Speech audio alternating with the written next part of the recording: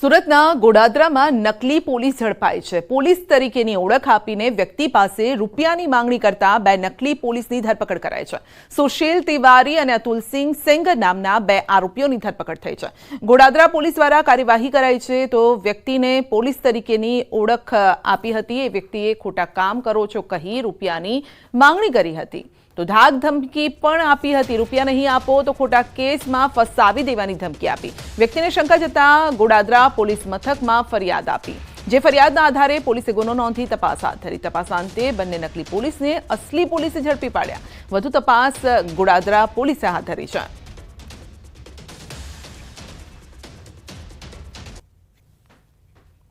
જૂનાગઢના પ્લાસવા ગામે નકલી તબીબ ઝડપાયો છે। ઇન્દ્રેશ ઘાંચી નામનો 38 વર્ષીય યુવક દુકાન ભાડે રાખી ચલાવી રહ્યો હતો દવાખાનું। યુવકોએ ડિગ્રી કે અભ્યાસ વગર એલોપેથી અને સ્ટીરોઇડ જેવી દવાઓ આપી લોકોના જીવને જોખમમાં મૂકતો હતો।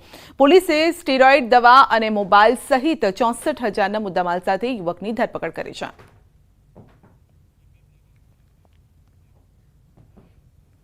મહીસાગરના સંતરામપુર ગણેશ વિસર્જન દરમિયાન મોટી હોનારત થતા ટળી ગઈ છે। સંતરામપુર નગરપાલિકાના વિસર્જન દરમિયાન તરાપો ફરી ગયો। ગણેશજીની પ્રતિમાના વજનને લઈને તરાપો ફરી ગયો અને મૂર્તિના વજનથી તરાપો ફરતા લોકો તળાવમાં ડૂબતા બચાવ થયો છે।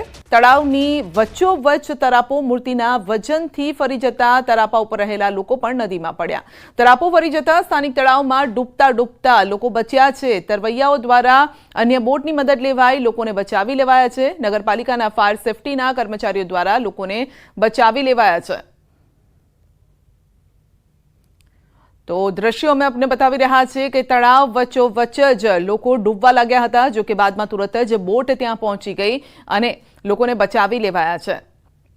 તો ગણેશ વિસર્જન દરમિયાન આ દુર્ઘટના ઘટી હતી। આ દ્રશ્યો આપ જોઈ શકો છો કે ગણેશજીની મૂર્તિ તરાપા ઉપર છે અને પછી અચાનક જ તે ઢળી પડે છે અને લોકો પણ તળાવની અંદર ડૂબવા લાગે છે। વધુ અપડેટ મેળવીશું સંવાદદાતા મિતેશ પાસેથી। જી મિતેશ, એક મોટી દુર્ઘટના અહીંયા દુર્ઘટના તો ઘટી છે પરંતુ જાનહાની ટળી ગઈ છે, એ કઈ સારી બાબત છે?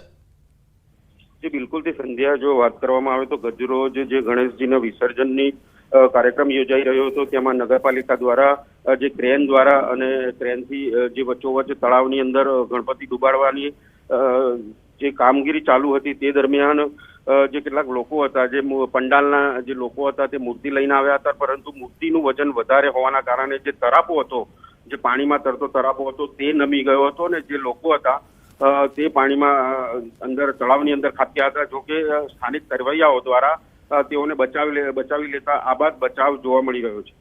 જી આપનો આભાર।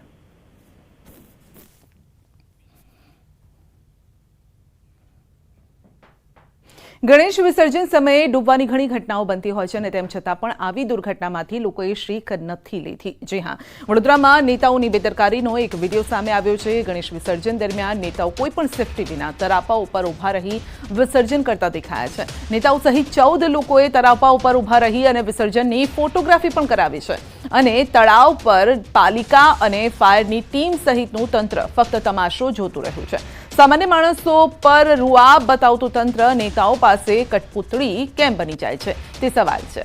સાથે જ હરણી બોટ દુર્ઘટના પછી પણ કંઈ શીખ નથી લીધી તો બેદરકાર આ નેતાઓ દેખાઈ રહ્યા છે। સમજ શક્તિ પર પણ હવે સવાલ ઊભા થઈ રહ્યા છે। વધુ અપડેટ મેળવીશું સંવાદદાતા હાર્દિક પાસેથી। જી હાર્દિક, હરણી દુર્ઘટનાને બહુ લાંબો સમય નથી થયો પરંતુ તેમ છતાં તેનાથી શીખ નથી લેવામાં આવી। ગણેશ વિસર્જનની આવી રાજ્યમાં અનેક ઘટનાઓ સામે આવી છે તેમ છતાં પણ સેફટીનું ધ્યાન નથી રખાતું। બિલકુલ જો તરાપામાં બેઠેલા જે નેતાઓ છે આ એ જ નેતાઓ છે કે જેમને હરણી બોટ દુર્ઘટના બની ત્યારે નાગરિકોને સુરક્ષાના નિયમો છે તેનું પાલન કરવાની સુફિયાની સલાહ જે છે તે આપી હતી પરંતુ આ જે નેતાઓ છે તે પોતે જ કોઈ પણ પ્રકારની સલાહ નથી માનતા તેવા દ્રશ્યો પરથી ફલિત થાય છે। આ દ્રશ્યો જે જોઈ રહ્યા છો તે એમાં સાંસદ જે છે હેમાંગ જોશી તેમજ જે પૂર્વ સાંસદ છે ભરત ડાંગર સહિતના જે નેતાઓ છે તેઓ સેફટી વગર તરાપા પર ચડી ગયા છે। અને બીજી વાત કરીએ તો કોઈ દુર્ઘટના ન બને તેના માટે ત્યાં કોર્પોરેશનની અને ફાયરની ટીમ જે છે તૈનાત કરવામાં આવી હતી, પરંતુ એ જે ટીમના લાશ્કરો છે તેઓ પણ આ નેતાઓ આગળ લાચાર બની ગયા હતા અને ચૂપ મોડે તમાશો જે છે તે જોતા હતા. હદ તો ત્યારે થઈ ગઈ કે આ નેતાઓએ સેફટીના નિયમોનું પાલન તો નથી જ કર્યું, સાથે સાથે જીવના જોખમે ત્યાં ફોટોગ્રાફી કરાવી હતી. ત્યારે આ નેતાઓ પર સૌથી મોટા સવાલ જે છે તે ઉઠી રહ્યા છે.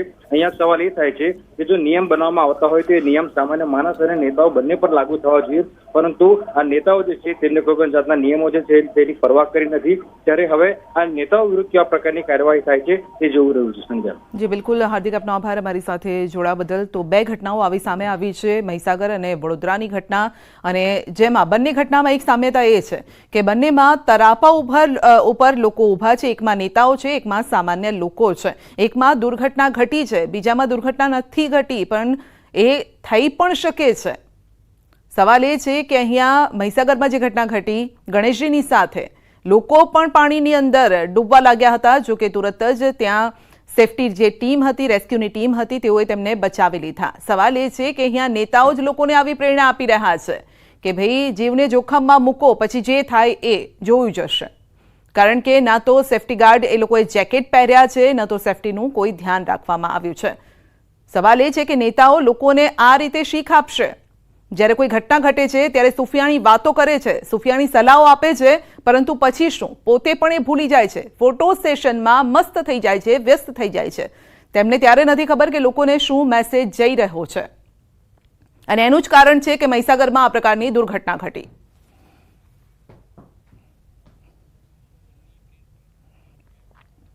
सीधा जी अपने ले जैसूँ हवामान विभाग की प्रेस कॉन्फ्रेंस में सौराष्ट्र कच्छ की अगर हम बात करें उसमें 871 mm रेनफॉल दर्ज किया गया है, जो कि नॉर्मल से 71% ज़्यादा है. और गुजरात रीजन की हम बात करें उसमें जो है नॉर्मल से 26% जो है रेनफॉल ज़्यादा दर्ज किया गया है. अगर हम टेम्परेचर की बात करें, टेम्परेचर आगे आने वाले दिनों में अपने नॉर्मल फेज़ में रहेगा.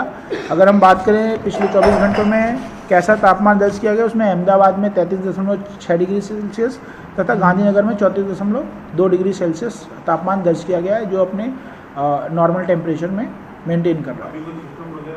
अभी एज इफ नाउ कोई सिस्टम नहीं है और आगे आने वाले दिनों में भी जो है कोई सिस्टम बनता हुआ नहीं दिख रहा है. अभी मानसून विड्रॉल के लिए जो है कंडीशन फेवरेबल बनती हुई दिख रही हैं. आगे आने वाले समय में जो है जैसे ही कंडीशन फेवरेबल होंगी उसके लिए जो है अपडेट कर दी जाएगी.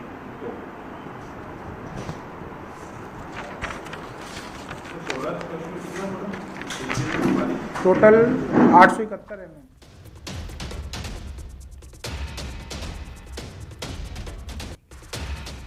તો ચોમાસાના વિદાયની બસ હવે ઘડીઓ ગણાઈ રહી છે.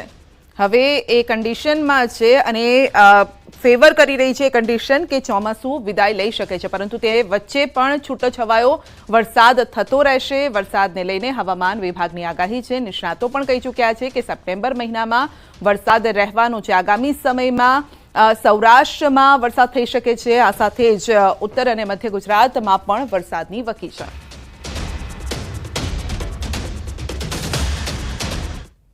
બુલેટિનમાં આગળ વધીશું નાનકડા બ્રેક બાદ.